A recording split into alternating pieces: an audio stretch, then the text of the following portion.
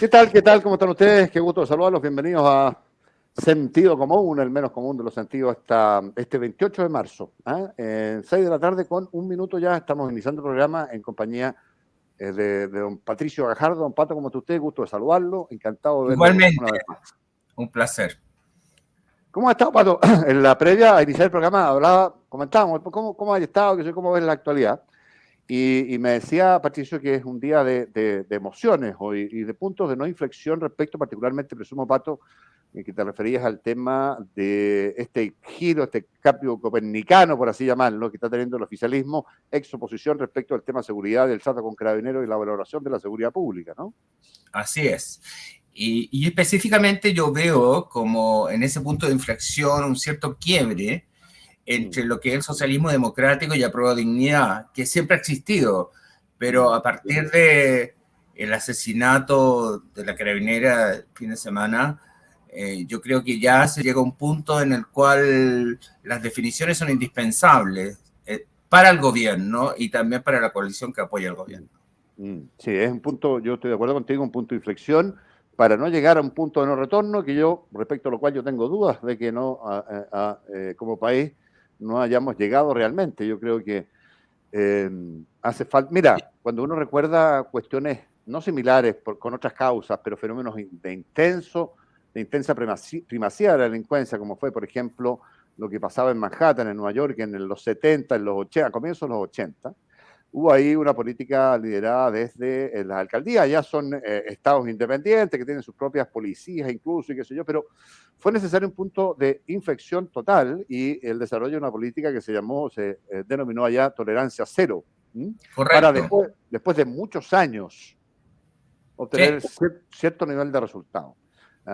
Bueno, yo tengo dudas de que nosotros hayamos sobrepasado ese eje, ese límite y podamos hacer algo eficiente que después de algunos años nos reporte alguna condición de paz social respecto a la delincuencia, que es lo que todo el mundo busca. Pero respecto al oficialismo, Pato, me parece relevante relevarlo, fíjate la redundancia que generó. Y desde el punto de vista de que ha habido todo un discurso que ha cambiado, un discurso proveniente de la izquierda más radical o refundacional, anti-orden público, anti-carabineros de Chile particularmente, anti-fuerzas armadas, por supuesto también, anti-estado de excepción, anti todo, votaron en contra todos los proyectos de ley que se presentaron al gobierno anterior respecto de estas materias que hoy día están representados a trámite, con ciertas urgencias en algunos casos, y hay un mea culpa que no se ha hecho del todo, pero se está empezando a hacer y es absolutamente necesario en parte de esa izquierda, no en toda, pero en parte de esa izquierda, que tenía esta actitud. Y es parte de lo que, claro, echaba en falta el exministro y actual senador José Miguel Insulza respecto de la mirada de la izquierda sobre estas materias, ¿no? Hace falta, decía, o echo de menos mea culpa del presidente y de la izquierda o de esa izquierda sobre estas materias y dejarse de los complejos, de los complejos en esta materia, porque, y este es el tema interesante, una vez más, la realidad a esa parte del espectro político lo demuestra que están equivocados. Y el presidente hoy día ha dicho una cuestión que yo encuentro en ese sentido muy significativa, que es que hace falta mirar o remirar nuestras convicciones, nuestros dichos del pasado. Cuando uno revisa, Pato, sobre esta materia, cuando uno revisa lo que han dicho, lo que han dicho el mismo presidente, lo que ha dicho la ministra, lo que dijo en su minuto, la actual ministra vocera, lo que dijo el ministro Jackson, la ministra de la Mujer, disculpa. El secretario Cataldo, la ministra de la Mujer, en fin, por donde busques te vas a encontrar con una denostación de la acción policial inmisericordia, que hoy día cambia de tono, por supuesto, y de dirección en boca del presidente. Pero claro, uno dirá, ¿es creíble, no es creíble eso? ¿Cómo lo ves tú? Es que, Juan José, el problema es que yo creo que una valoración positiva de lo que fue el estallido social y los niveles de violencia que alcanzó. No olvidemos la famosa frase que dijo, si no me equivoco, en Tolerancia Cero, el propio Boric, que dijo, tenemos que alegrarnos con lo que está sucediendo, porque esto es positivo, que se exprese la gente. Ese alegrarse cuando estaban sucediendo saqueos o incendios del metro, etcétera. Es decir, una valoración de la violencia como una articulación de algo que produce un cambio para bien. Y yo creo que y por eso me gusta mucho lo que tú señalabas antes, si estamos o no estamos en un punto de no retorno, porque lo que sucede es que se ha ido normalizando la violencia. Y cuando se normaliza la violencia de la forma como está sucediendo, que se está matando un carabinero más cada semana y más encima a personas civiles también, de forma, porque le roban un celular, porque le roban el auto, porque hay digamos, un intento de cualquier cosa. Entonces, estamos en un punto en que la normalización de la violencia, si no hay voluntad, como tú señalabas muy bien, de la autoridad, del poder político, en el fondo, porque lo que sucedió en Nueva York, que tú rescatabas de el alcalde Rudolph Giuliani en su momento con intolerancia, Giuliani, claro. Sí, claro. Es una decisión política. Ahora, la pregunta que tenemos que hacernos, y ahí me gustaría escuchar tu reflexión, porque la pregunta que tenemos que hacernos ahora digamos, se estableció que esta semana no iba a ser semana distrital, sino que se iba a ver un fast track para ver una serie de iniciativas legislativas que están detenidas sobre el tema de la seguridad.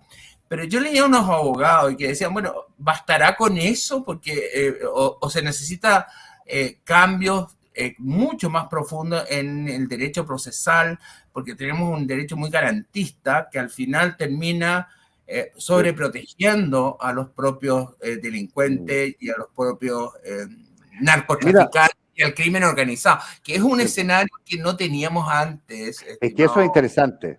Te iba a plantear exactamente lo que tú estás diciendo, Pato, que es, claro, probablemente cuando se plantearon esas iniciativas de ley, que fueron rechazadas por el actual oficialismo, eran relativamente suficientes para enfrentar el momento que se está viviendo. Yo tengo la sensación, no soy capaz de imaginar cuáles son las iniciativas legales que son capaces de enfrentar el actual momento, pero sí sé que el actual momento no es equivalente a ese momento. No es equivalente. Hoy día estamos en una situación de desborde completamente distinto, diría yo, y muy superior a aquel. Fíjate que mañana es 29 de marzo. Los 29 de marzo cada año se conmemora lo que fue la muerte de los hermanos Rafael y Eduardo Vergara Toledo, que eran dos chicos de 18 y 20 años ahí que vivían en 5 de abril con General Velázquez, ahí en la estación central, en la comuna de estación central, y que fueron abatidos por carabineros tras un intento de asalto a una panadería el 29 de marzo de 1985. Ellos eran, uno era de 20 años, el otro 18, el de 20 era milista igual que el de 18 y había sido expulsado el de 20 desde el pedagógico y del de 18 del liceo de aplicación, si no me equivoco. Bueno, eso es lo que ocurrió ahí. Finalmente se comprobó judicialmente que fue un asesinato, aquello, sin perjuicio de lo cual estaban en el intento de cometer un acto delictual. Bueno, cada año eso da lugar a desbordes de desorden absoluto. Fíjate que a mí me tocó, yo te contaba antes de partir, ser editor del programa Medianoche y conductor en aquellos años también del programa Medianoche, pero responsable editorial y responsable también de abastecer y monitorear a los equipos que iban a cubrir en terreno esas manifestaciones de desborde delictual, de molotov a destajo, de disparos al destajo.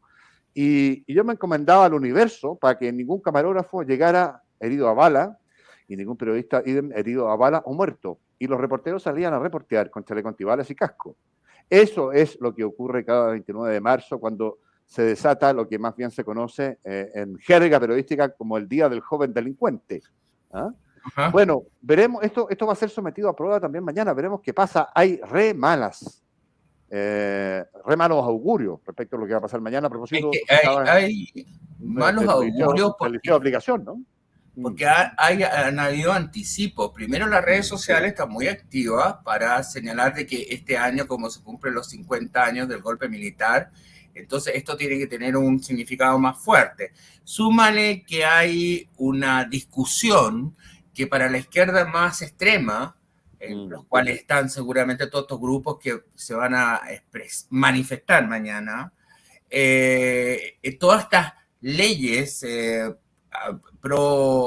darle más atribución a Carabineros en términos de poder defenderse y poder tener una capacidad de poder enfrentar la delincuencia y el crimen organizado, que ahora es distinto a lo que existía antes, lo perciben como algo tremendamente negativo. Por lo tanto, por lo tanto tienen que dar una señal de que hay un sector al menos activo y que son capaces de activar en contra de todas estas iniciativas.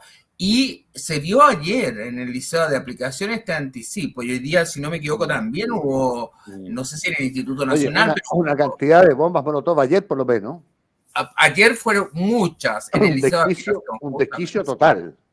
Sí. Y tú sabes que señalaban en Mercurio algo interesante, porque sale una carta de un abogado que explica que se tiraron entre 80 y 90 bombas Molotov frente al Liceo de Aplicación y que no hubo detenidos y que por suerte no hubo problemas. Como diciendo, ¿en serio? Entonces, la carta se llamaba ¿de qué nos quejamos?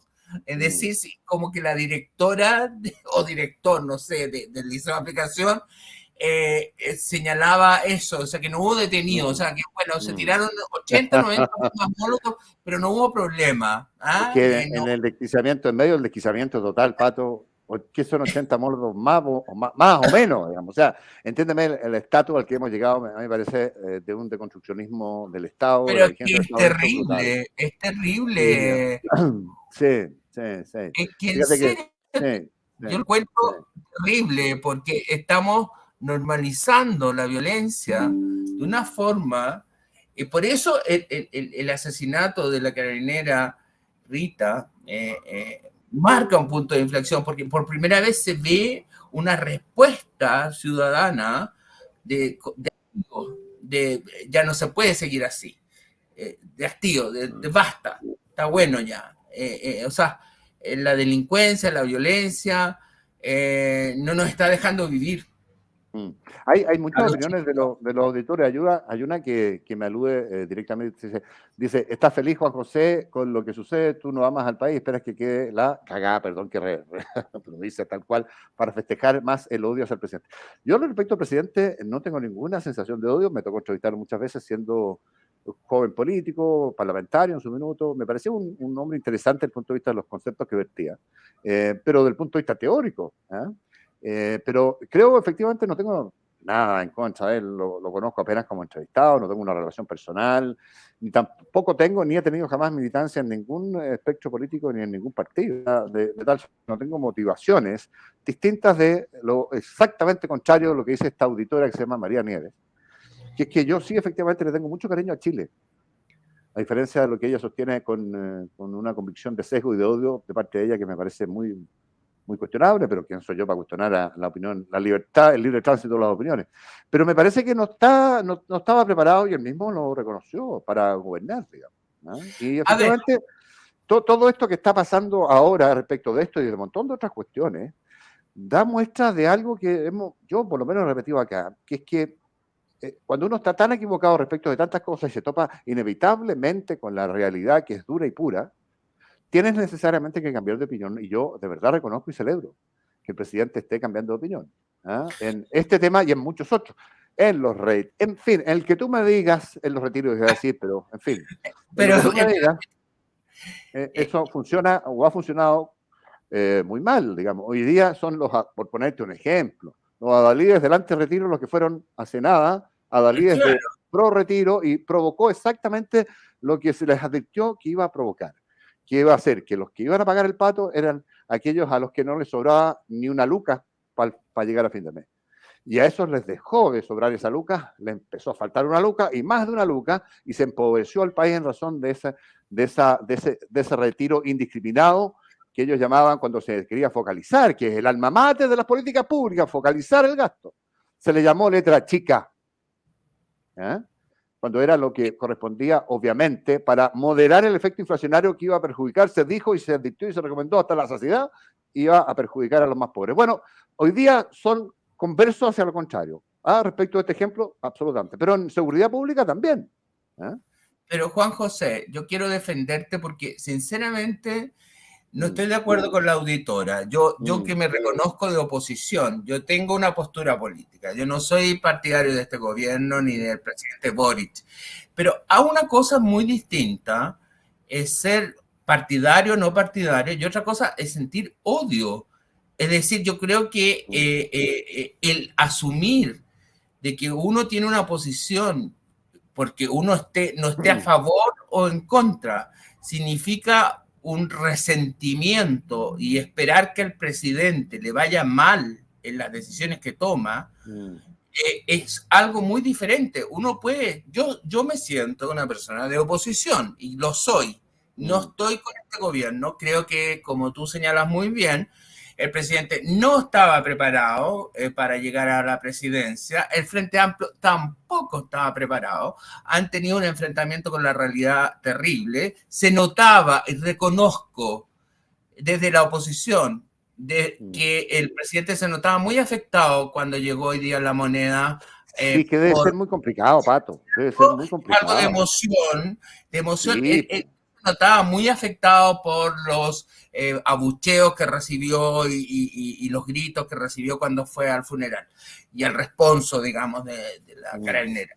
Entonces, yo creo que él es una persona que sensible, que tiene sus sentimientos, que evidentemente tiene una posición política que yo no comparto, pero acostumbrémonos los chilenos a que en democracia uno puede tener opiniones distintas y eso no significa que uno odia a la persona o le desea todos los males del mundo. Y en eso, y primero, y te defiendo además a ti, porque si hay alguien objetivo para el análisis eres tú. Te agradezco, Pato, pero así sí, que... muchas gracias. Pero ¿sabes qué? Es que a mí, yo te ponía el ejemplo del tema de los retiros, ahora de la seguridad pública, esto de pretender hacer mejor la salud para los chilenos destruyendo el sistema privado de salud, es una cuestión que no me cabe en la cabeza. Mira, ¿cuál fue el origen del estallido social en términos visuales? Fue saltarse el torniquete, no pagar. Bueno, hoy día, Pato, hoy día conocimos la estadística de la evasión en el Transantiago. Casi 1 de cada 2, 44% de las personas no paga el pasaje en el Transantiago. Eso significa que la persona que nos está escuchando en la casa, o las personas, todos quienes nos escuchan, tú, yo, todos los que pagamos impuestos, financiamos el viaje de esas personas. Yo reconozco que hay personas que pueden no tener para pagar el pasaje y a lo mejor se ven apremiados a saltarse simplemente el torniquete por necesidad extrema. Hay otros que son sinvergüenzas simplemente, pero déjame darte una estadística. ¿Tú sabes cuánto era la evasión del Transantiago antes del estallido social? 20%. Es hoy día más del doble de aquello y se acerca al 50%. Entonces, ¿sabes qué es lo que me pasa? He ahí otra herencia de toda esta ideología que nos ha gobernado y nos gobierna hoy. Por eso no soy opositor, pero soy un analista objetivo con los datos que son siempre impenetrables, mañosos, duros. Están ahí, son cifras, lo lamento. Pero el problema está cómo se resuelve ese tema y los otros, me refiero en relación a la violencia. Si tú tienes un director del metro nombrado que apoyaba la evasión cuando se produjo el estallido social y que estaba a favor y que incluso muchos de los ministros, para no decir casi todos los ministros que están hoy día en el gobierno, estuvieron a favor del estallido social o delictual, como tú lo quieras llamar, y que consideran que esa violencia se justificaba por las razones que sea. Claro. Entonces, ¿cómo? Una de las cosas que tú señalabas es que en Nueva York lograron revertir la situación, pero con una gran voluntad política. Y con un detalle, Pato, un detalle chico, pero que es significativo. Se perseguía hasta el más mínimo de los delitos. Tú te robabas una chaucha en la esquina y allá te salían. O sea, no se da tolerancia cero, era tolerancia cero. Y tolerancia cero tiene que ser tolerancia cero la evasión del metro también. A eso me refiero. Que se note. A eso me refiero. Se note. Porque si tú te das cuenta, si tú llegas a una estación del metro y te das cuenta que hay un montón de gente que evade y que no le hacen nada. Pero que evade de manera, yo no soy tan... En forma explícita, o sea, o sea que ni siquiera disimula. pero cualquiera que vaya al metro en cualquier minuto. Pero claro. Lo he usado poquito en los últimos meses. Yo lo uso harto. Pero mira, así que a mí aquí hay auditores que nos dicen, yo uso el Transantiago permanentemente, nos dice, y es mucho más la evasión, dice. Y hay otro auditor que nos dice, mira, de cada 10 que evaden, 1 paga. Es que perdona. Es más del 90%. En los buses, yo uso mucho el metro, no uso tantos buses, pero sí metro sí lo uso. Y sinceramente la evasión es evidente, es explícita, entonces es escalada. Pero en las pocas veces que uso micro es peor, o sea, casi se nota que casi uno hace el ridículo colocando la tarjeta VIP para pasar, porque mucha gente llega y pasa y nadie dice nada. Entonces, cuando estamos volviendo a tolerancia cero, es que en el fondo, si tú no logras establecer orden, un sentido de autoridad, un sentido de que en definitiva el Estado de Derecho, ya que estamos cambiando leyes y normas, etcétera, no sirve para nada la existencia de normas si estas normas no tienen vigencia real. Si estas normas no tienen una implementación en el día a día en la sociedad, si no están incorporadas en la cultura de la gente. Y como estamos ya en un punto que yo me atrevería a decir, que comparto contigo, en un punto que puede ser de no retorno, si es que no se cambia la posición, y la posición la tiene que cambiar el gobierno y el Estado, pero sin lugar a duda el gobierno, porque el gobierno más encima aparece como uno de los que validó este proceso de erosión de todas las instituciones, el orden público, etcétera, y que validó y valoró la violencia social, incluyendo al presidente, que ella cuestionaba que tú lo odiabas, no sé, la auditora. Yo no odio al presidente, mucho menos, pero sí reconozco que él validó, se alegró y aplaudió el estallido social. Y eso es cierto, y eso es un hecho, no es un sentimiento. Fíjate que hay un auditor, Javier SB, nos escribe entre muchos otros, porque este tema evidentemente que genera mucha opinión. Juan José, tome la 210 a Puente Alto. Simplemente nadie paga, dice él. Ya no es cuestión de mi timota, nadie paga. Pero te lo digo, a mí me ha tocado en micros, a veces me acuerdo, tomé una micro de las pocas que hay, pero tenía que ir porque no pude ir en auto a Lo Barnechea. En Lo Barnechea te estoy hablando de las pocas micros que pasan. Y yo cuando subí, yo creo que pasé la tarjeta VIP y el torniquete, y yo creo que me miraban como bicho raro, como diciendo, ¿quién es? ¿De dónde salió? Claro. Está pagando. Claro. Pero tú te das cuenta que es re interesante porque detrás de eso hay una falta de ética o de moral muy visible. Claro. Una ausencia de evaluación ética respecto a los propios actos, que a mí me parece impresionante, que yo no la conocí en Chile hasta hace muy poco, digamos, en que se ha degradado la conducta de las personas de manera masiva en Chile. Absolutamente. Y eso es una cuestión muy, muy significativa, fíjate. A mí me parece muy brutal. Hay alguien que me decía algo más respecto al transporte, pero... bueno, que efectivamente son aparentemente los extranjeros avecindados, que son, 1,5 millones los que han entrado de manera ilegal, pero evidentemente esa cifra no puede llegar, porque no sabemos cuántos son, pero puede llegar hasta el doble. O sea, de verdad en las calles de Santiago hoy, en las de Santiago, ¿para qué decirte en las del norte, qué sé yo? Sí. En los comercios, en las tiendas, es atípico, raro, ajeno, encontrarse, y no nada personal, don Iclea. No. Icle es un venezolano de Viena ahí que ha venido a vecindarse y a producir, a trabajar. Como muchos, porque yo te digo una cosa. Oye, pero es difícil encontrarse atípico encontrarse un chileno trabajando en determinados comercios, ¿no? Pero en el metro de Caracas, nadie, porque el metro funciona pésimo, no hay aire acondicionado, es terrible, no me tocaba andar a mí, y nadie paga nada. Entonces, si llega un mira, nos confirma que hay. Pero si es verdad, llega un venezolano a Chile y ve que un 40% o más pasa por debajo de la... Entonces, bueno, así, acá también será igual, es lo que yo pienso, sinceramente.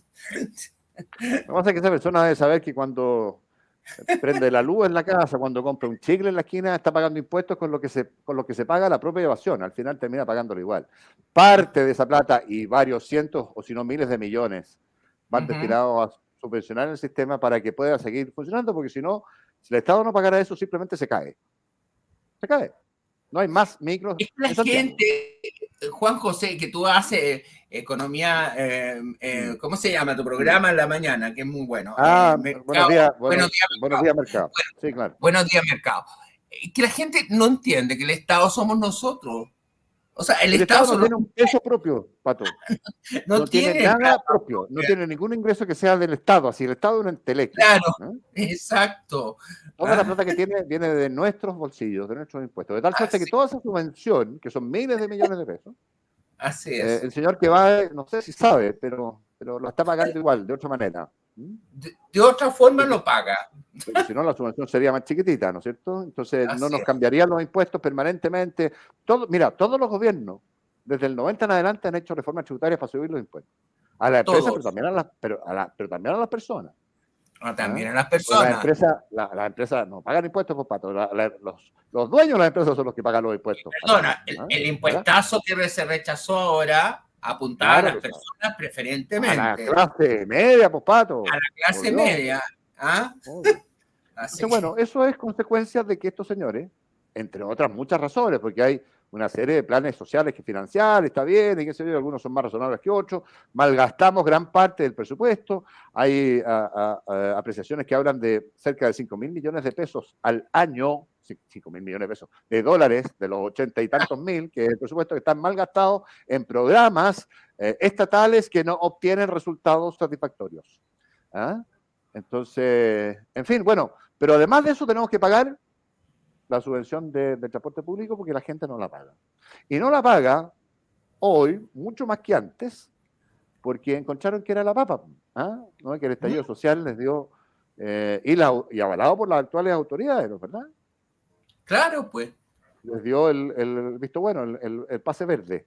No, las actuales autoridades no tendrían que hacer una culpa público, no sería indispensable. Yo me lo planteo, ¿cómo se va a cambiar cuando yo, por ejemplo, estamos lamentando la muerte y la tragedia que significó estos asesinatos carabineros que no terminó. Este fin de semana tuvimos como la guinda de la torta con la muerte de una mujer de una manera bestial. ¿Cómo tú puedes intentar cambiar el foco si tú has opinado de manera que no quiero reproducir los Twitter que yo conozco de muchas de las autoridades en relación a Carabineros de Chile? Es que es una locura, si tú lo leís para atrás, sí. Hay gente que lo ha recopilado, se han publicado artículos largos y extensos respecto a... Pero es impresionante, impresionante. Y espalda, porque uno no se acordaba que los leyó en su minuto, te provocaron la impresión del caso, pero claro. No tienes la retina todo, y ahora recopilados te das cuenta que en realidad, francamente, te lo juro, yo no me atrevo. Es lo mínimo. No me atrevo a nombrar algunos, te lo juro, que yo no podía creerlo. O sea, con un nivel de odio, de resentimiento, pero terrible, a la institución de Carabineros. Entonces. Sí. Oye, Pato, Icles, nos vamos al corte, ¿sí? ¿Qué hora es? Me imagino. Sí, pues estamos más que pasados. Ya, maestro, mándanos al corte, regresamos en minutos con más al sentido común.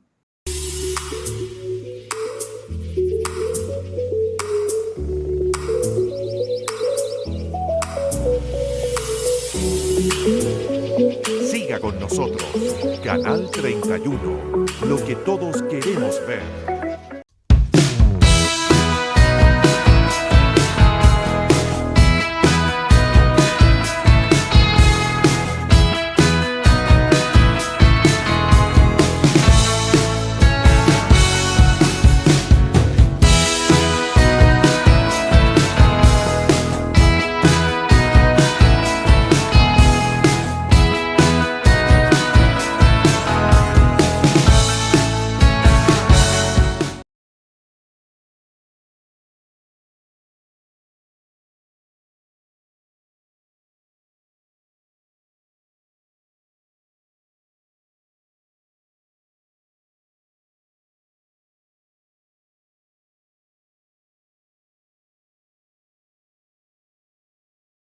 y perdemos las esperanzas, se abre una línea directa.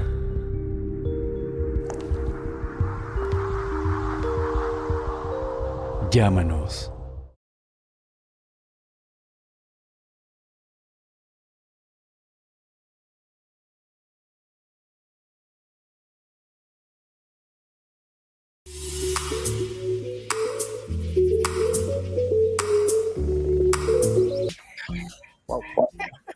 Yo te quiero Oye, llevar a dale, Pato, por favor, maestro. un punto que, con para que Vanessa. aprovechemos los 13 minutos. Sí, Pepe dale, Out Ah, hizo, buena.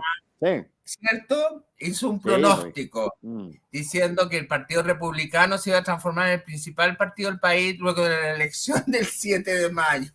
¿En serio? En serio, dijo que, bueno, si eso es así, Unitariamente considerado. claro, no, iba a Porque, sacar como un 19%. Estamos considerando, de todas maneras, no estoy hablando de la coalición de Chile Seguro, que es Chile Vamos, por son si varios acaso. partidos. Claro. Claro. Pero que el Partido Republicano se iba a transformar en el partido más importante del país después de la elección. Ese fue el vaticinio. Me parece bien interesante, discutible, más aún si tomamos la encuesta académica del fin de semana, en la cual muy poca gente mostraba interés y tampoco conocía mucho quién eran los candidatos. Eso me parece natural. Pero ¿qué piensas tú? ¿Piensas que hay una sensación de ese tipo? Mira, ¿O no? Yo tengo justamente acá abierto, te lo voy a comentar, pero está impecable que tú lo hayas hecho. El pronóstico del Pepe Out, a quien conozco y le tengo mucha simpatía, porque además, porque esta cuestión, sí, un gran analista. Yo de verdad que es un muy buen nombre para mirar lo que dice, porque sus proyecciones no siempre, como digo, porque nadie tiene la bola de cristal respectiva, pero son más o menos aceptadas. Y él estima, para dar completa la información, que Chile Vamos va a sacar de 18 a 19 consejeros en la elección. Sí. Pero todo Chile Vamos, todos los partidos sumados. Claro. El que más va a sacar, entiende él, es RN, que va a sacar un 11% de la votación. O la UDI peleando ahí entre 11 y 12, 1,5 millones la UDI, en fin de votos, dice él, en fin, etcétera. Después viene el Frente Amplio, o sea, el oficialismo, digamos, Frente Amplio, más el PC, más el PS, el Partido Liberal, el Frente Verde, el Partido el Frente Verde. Sí, Frente Verde Social. Regionalista, que no me acuerdo ni el nombre. Bueno. Oye, es complicado. La DC y el PPD, perdona, ellos sacarían de 14 a 16 consejeros. Toda el oficialismo. No le iría 14 a mal. 16, 18 a 19, la oposición aglutinada en Chile Vamos. No, pero la DC con el PPD y el Partido Radical sacarían de 5 a 7. Y bien tú dices, él dice que individualmente considerado, el Partido Republicano sacaría el 19,1% de la votación y sacaría de 6 a 8 consejeros. O sea, a ver, la oposición franca a este gobierno directo sacaría como máximo 19 más 8, 27 consejeros de 50. Y como mínimo, según el pronóstico del PP, 6 más 18, 24 consejeros. Vale decir, empatando ahí como mínimo, como piso, según el pronóstico del PP.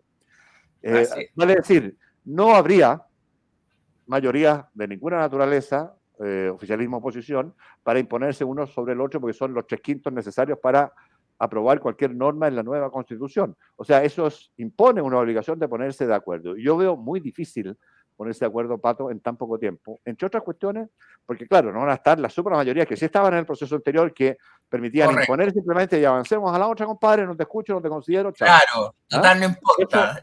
Y no había ningún diálogo, se imponía la mayoría. Nada. Esta vez están obligados. Y yo veo que el diálogo que se está produciendo en la redacción del borrador, con que van a empezar a trabajar los consejeros una vez electos el 7 de mayo, el 7 de julio empiezan a trabajar. Pero veo que el trabajo previo que se está haciendo con el borrador implica o ha implicado una ausencia de ponerse de acuerdo muy sustantiva.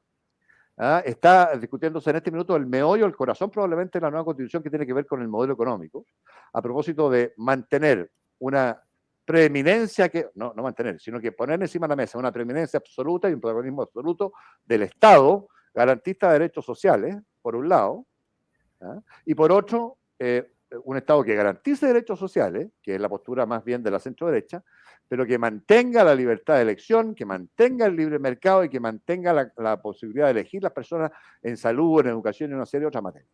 Bueno, en eso se produce una discusión muy agria, al parecer, entre 2 o 3 de los consejeros de la comisión respectiva, a tal punto que una de ellas extrema las cosas, se levanta y se manda a cambiar.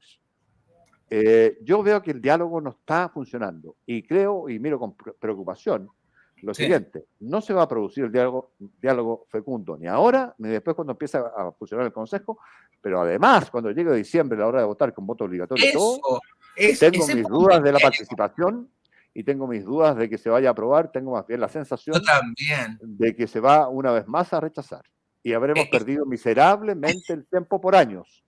Es que yo también veo eso, porque si tú ves la última, yo sé que todavía hay mucha gente que no conoce los candidatos, muchos son desconocidos y bueno, tienen razón para no conocerlo porque el proceso ha sido muy partitocrático, elitario, etcétera. Bueno, pero a partir de la franja se supone que vamos a ir conociendo los candidatos, pero yo veo, y la última CADEM también lo mostraba, que un porcentaje significativo estaba por el rechazo a la propuesta.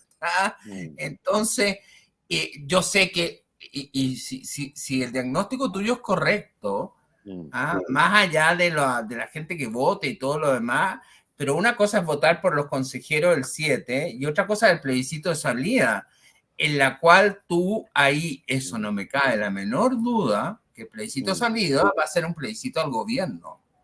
Eso da lo hecho. Porque ya cuando... Ya lo fue, el de 4 de septiembre ya lo fue, ya. El 4 de septiembre ya lo fue, aunque sea muy prescindente el gobierno, aunque ni siquiera se meta, cosa que es muy rara, pero que sería muy raro que fuera así, pero que ni siquiera se pronunciara ni a favor ni en contra ni nada, igual el plebiscito de salida va a ser entendido como un plebiscito al gobierno. Y ahí yo lo veo muy complicado si sigue esta lógica de no lograr acuerdos. O sea, tiene que haber una demostración efectiva de que los consensos se alcanzan y que los consensos son integradores de vastos sectores de la sociedad, cosa que yo no lo veo por ahora. Fíjate, comparto contigo en el diálogo de los expertos. Fíjate que a Juan Salinas, que nos escribe, un auditor que nos escribe mucho, yo los saludo y les agradezco a todos. Pero Juan nos dice: la gente está preocupada de ponerle punta a las rejas de sus casas, su mente no está en este nuevo tongo. Estoy de acuerdo. Es que además nunca ha estado, Pato, ¿sí? Te pasaste bien franco. Nunca. Incluso en la mayor etapa de efervescencia pro nueva constitución, tú mirabas las encuestas y cuando les preguntaban a los encuestados cuál es su principal preocupación, siempre estuvo y sigue estando en el sótano de las preocupaciones una nueva constitución. No te quiero decir que uno deba gobernar mirando siempre las encuestas, pero la verdad es bastante contraintuitivo de meterle incertidumbre a un país, a una economía azotada, recesiva, meterle más incertidumbre cuando la cuestión no va para ninguna parte, ni tiene ninguna importancia para casi nadie. Entonces, mira, aquí en general los auditores ya se manifiestan, porque en la encuesta CADEM, fíjate que la pregunta loca que hacía, una pregunta loca porque todavía no se conoce el texto. No, claro. Pero la pregunta loca era, ¿usted va a aprobar o rechazar? ¿Qué sé yo? Pues si no he leído la cuestión no tengo idea. No, la mayoría, pero significativa mayoría, advertía ex ante que iba a rechazar. Claro, por eso te estoy diciendo. ¿Te das cuenta? Porque lo que rechazan es el proceso, no es el tema. Y piensa tú que de alguna manera el anterior proceso, que fue por lo menos circense, entonces había un llamado de atención muy macondiano, digamos, en términos de todos los espectáculos que los constituyentes hacían, entonces por lo menos llamaba más la atención. Se supone que acá va a ser algo más formal, algo más tradicional, y que por lo tanto, si, como decía el auditor ahí, que están más preocupados de colocarle reja a la puerta, a la casa, que del proceso. Obvio. Ahora, mira, Hay una voz de nuestra radio a la que yo le tengo mucho cariño y por supuesto mucho respeto por su trayectoria y capacidad de análisis, que es el Cote Evans. Y me dice el Cote, me manda, porque nos escucha con cierta frecuencia, y me manda a tener a la gentileza de mandarme comentarios respecto a lo que estamos hablando. Entonces, dice que a propósito de la abstención, de que no vaya a votar mucha gente eventualmente, ponte tú en el plebiscito salida. Ya notificaron a más de 2 millones que no votaron, dice, respecto al anterior. Y dice, 180 lucas de multa asusta a muchos, creo yo, dice el Cote. Tiene toda la razón, ¿eh? Él tiene mucha más experiencia de carrete y captativa que yo. Pero yo tengo la impresión que hay una debilidad ahí porque no me imagino a ningún gobierno cursándole multas de casi 200 lucas a 3 o 2 millones o 3 millones de ciudadanos. O sea, de verdad, no está más allá de mi comprensión de posibilidades políticas eventuales. Yo creo que tiene razón el Cote en el concepto así como en teoría, pero... En teoría, pero la gente se puede ir dando cuenta que esas multas después no se aplican. Recuerda que antes teníamos voto obligatorio. O sea, el voto voluntario. Son muy descabelladas, Pato. Fíjate que esto me permite un comentario breve. En otros países, lo que hay, por ejemplo, son cuestiones, una multa chica, pero si tú no fuiste a votar siendo el voto obligatorio, no puedes, por ejemplo, hacer trámites con el Estado de ninguna naturaleza hasta que pagues la multa. Exacto, claro. Que es chica, que es pagable, pero te molesta. Y, mira, vengo a renovar el carnet, vengo a no, maestro, tiene que pagar la multa primero. No puede. Claro. Bueno, eso puede ser más eficiente. 180 lucas o 200 lucas por no ir a votar es una cuestión que no va a, creo yo, esta cuestión es todo, por supuesto, opinable, y la realidad siempre da el traste con las teorías. No, pero es que además, y breve, para no alargar, que antes, cuando estaba el voto obligatorio, tampoco, siempre al final no se cobraba la multa. La gente entonces sabía que no se cobraba la multa, entonces al final tú vas incorporándolo como un precedente fáctico. Entonces... Sí. Un gran abrazo, Pato. Tenemos que empezar a despedirnos porque si no, un abrazo. me va a dar ataque de surtido ahí a Don Icles. Un abrazo, Don Icles, también, por favor. Ya, gracias. Chao, que estén muy bien. Chao, Pato. Chao.